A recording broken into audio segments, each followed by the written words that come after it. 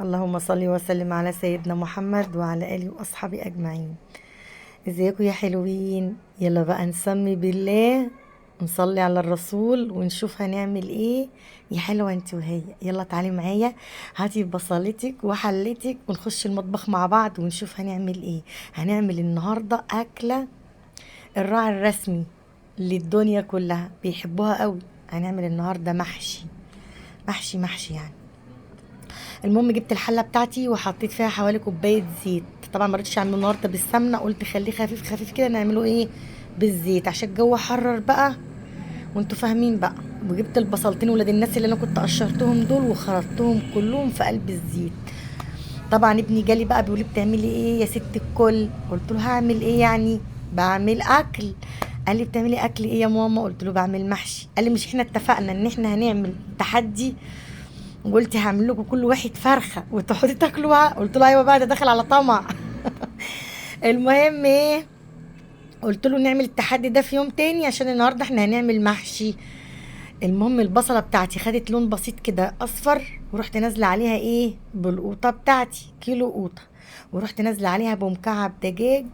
وايه يا حلوين، وعايزه منكم لايك يا حلوين، لايك. انا بزعل قوي على فكره. وحطيت الملح ومرقه الدجاج وايه، وسبت القوطه كده على جنب في العين التانية تتسبك. وجبت حله تانية فيها ميه وحطيت فيها حوالي معلقه ملح، ونزلت ايه بالراعي الرسمي بتاعي. بصراحه احنا بنعشق المحشي وبالذات محشي الكرنب. تمام، خليكم معايا حلوين. الميه دوبك سخنت وقامت الغليان كده، رحت نازله عليها ايه بالكرنبايه. الكرنب اليومين دول يا حلوين مش بلدي، بس بصراحه الكرنب ده حلو او مسكر. المهم ايه، قلبت الكرنبه بتاعتي على الناحيتين، وقلت ايه بقى، جبت الطماطم بتاعتي كانت سبكت، وعدلت التليفون كده معاكم وشلت الكرنب اللي اتسلق. وايه، وعايزاكم دلوقتي بقى ايه، عايزه اقول لكم على حاجه. انا دلوقتي معلش اعذروني، بقالي كام يوم تعبانه والله مش بكذب عليكم. كنت بقالي 3 ايام تعبانه وربنا عالم بيا والحمد لله. بحمد ربنا على السراء والضراء. بس انا عايزاكم تدعوا لي بالله عليكم علشان انا بجد يعني الحمد لله داخل عليا دور تعب كده. ربنا يسترها يعني، ربنا يسترها. المهم التخديعات سبكت معاكم ورحت نازله ايه بالرز عشان اسبك الرز في قلب ايه الصلصه. طبعا ده كله الكرنب بقى انا كنت شلت اللي اتسلق وسبت الباقي ايه عشان يكمل سليق. سليق يا حلوين يعني ايه، يعني الكرنب في الميه السخنه بيتسلق، احنا بنقول عليه كده بصراحه، احنا ما نعرفش انتوا بتقولوا عليه ايه.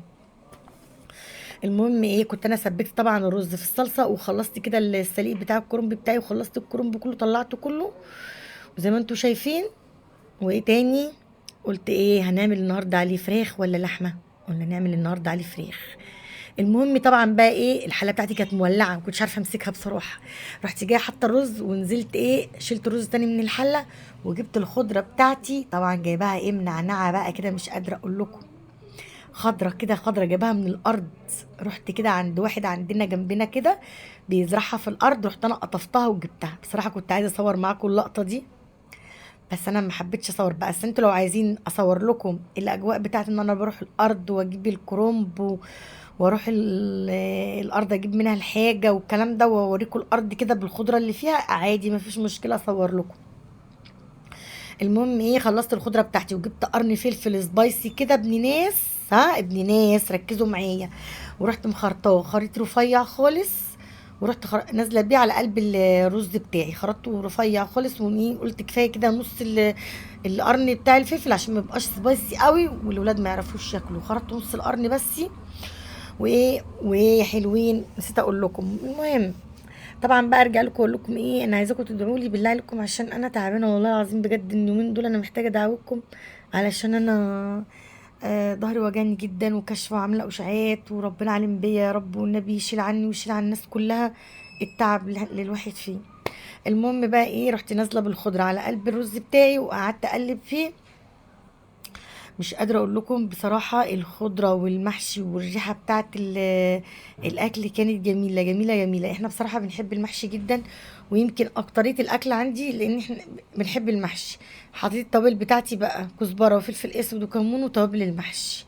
ورحت جايبة حلة، فرشت في الارض بتاعت الحلة ورقتين خضري كده بتوع الكرنب عشان الحله ما تتلسعش مني من تحت، حتى لو اتلسعت يبقى الورقه اللي تتلسع مش المحشي. بس ان شاء الله ما تتلسعش مني بصراحه، انا عمري ما عملت محشي وطلع شايط مني، يعني ولا طلع حتى اتلسع مني، عمري ما عملت كده. الحله بكبها كلها ما صباع بصباعه. انا هنا بقى بحشي معاكم شويه المحشي دول، قلت ايه وانا واقفه كده اوريكم المحشي وانا بحشيه. وهاخد الحله دلوقتي بقى واطلع اقعد مع نفسي بره واحشيها كلها، عشان بصراحه ما كنتش قادره اقف خالص من ظهري، يعني تعبانه جدا اليومين دول وكده. انت تلاحظوا ان انا صوتي كمان يعني باين عليه ان انا تعبانه. المهم ايه، حشيت زي ما انتم شايفين الحله كلها وايه وخلصتها، بس طبعا خدتها وكملتها بره وانا قاعده على الارض كده، كملتها كلها. وانا طبعا كنت عملت الفرخه بس ما جبتهاش في الكاميرا بصراحه.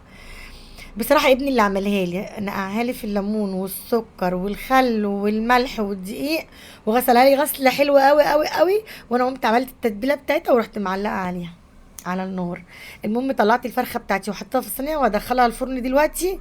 وايه، وقدامكم زي ما انتم شايفين انا بسقي المحشي بتاعي. بس طبعا والله اعذروني انا ما كملتش الفيديو معاكم، لاني فعلا بجد كنت تعبانه وما قدرتش اقوم اغرف العيال، جابوا الاكل وغرفوه.